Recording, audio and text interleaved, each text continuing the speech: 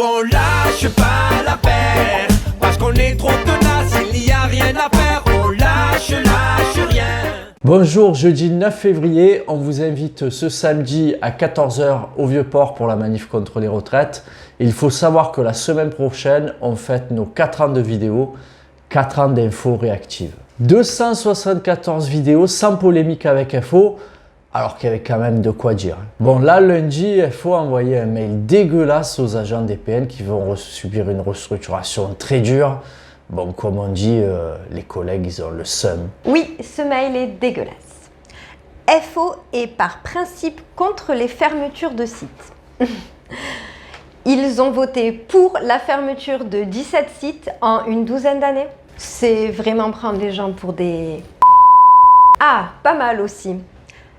FO restera à votre écoute tout au long de cette réorganisation.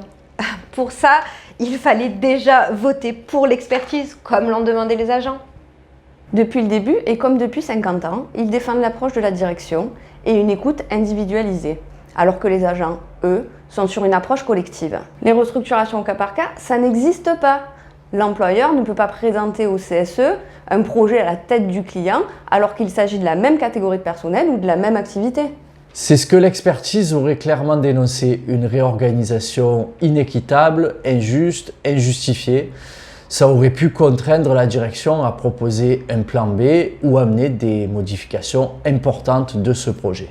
À cause des élus FO, c'est le plan initial de la direction qui serait appliqué. Pire, FO revendique la victoire de un pas de compétence pour les agents mutés de force. Mais attention, ces points seront pris sur l'enveloppe de promotion 2023 et donc à tous les autres services. Et attention, sous condition. Ces pas de compétences seront accordés, je cite, à chaque agent ayant effectué une mobilité géographique vers le site de transfert de son activité et pour lequel il n'aura pas émis un souhait d'affectation.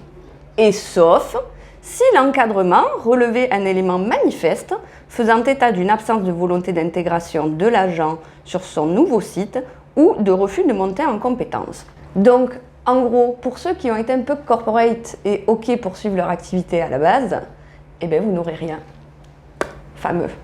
Pendant qu'on faisait une pétition signée par les employés de Turcaméry, Salingros et Saint-Louis et qu'on était reçus par la direction, eux, ils faisaient une lettre sans consulter les agents. Ils ont formulé des demandes qui étaient largement en dessous de nos revendications. On voulait une prime de 500 € net avec 3 pas de compétences. Ils revendiquent 400 € brut et on leur donne éventuellement un pas de compétences et ils sont contents. En plus, on demandait une enveloppe exceptionnelle qui n'aurait rien enlevé aux autres services.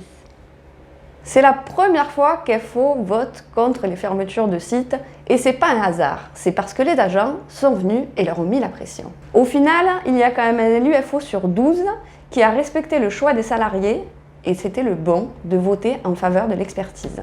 Mais n'oubliez pas, tout ce que vous obtiendrez de la direction, ce sera grâce à votre mobilisation, à votre mouvement gréviste, à votre pétition, à votre lettre adressée aux élus. Et c'est votre délégation qui a été reçue. On tenait à remercier le cabinet Projexa qui nous a accompagnés pour travailler sur cette demande d'expertise.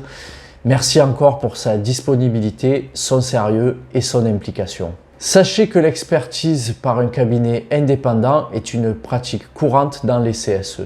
Bon, à Marseille, c'est un peu particulier. FO a avoué qu'il voterait contre l'expertise pour pas énerver le DG. Oui, l'argument était qu'ils avaient peur que celui-ci leur supprime 2 postes de permanents pour gérer le CSE. Ce qu'ils ont oublié de dire, c'est que la suppression de ces postes de permanents serait rendue possible par un protocole d'accord qu'ils ont eux-mêmes signé. L'équation est simple.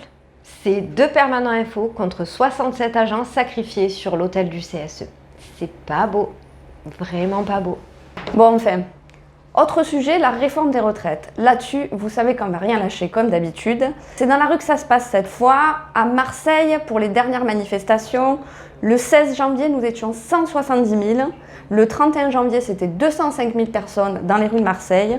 Et le 7 février, encore 180 000. On prouve tous les jours que les travailleurs sont largement opposés à cette réforme. Comme on l'annonce depuis des mois, les chiffres de la direction sont faux. S'il y a des services où la mobilisation baisse un peu, à l'image du service préca avec 33% de grévistes, il y a eu mardi 78% de grévistes Orantes et 66% par exemple à Synergie à Salengro. Faites-nous vos remontées des chiffres grévistes et restez unis et déterminés. On reviendra vers vous pour les détails et la suite du mouvement à la CPAM 13. On vous donne rendez-vous ce samedi 11 février à 14 h au Vieux-Port à l'appel de l'intersyndicale nationale. Continuez à nous suivre, on lâche rien et à bientôt sur les réseaux. Nous on lâche pas.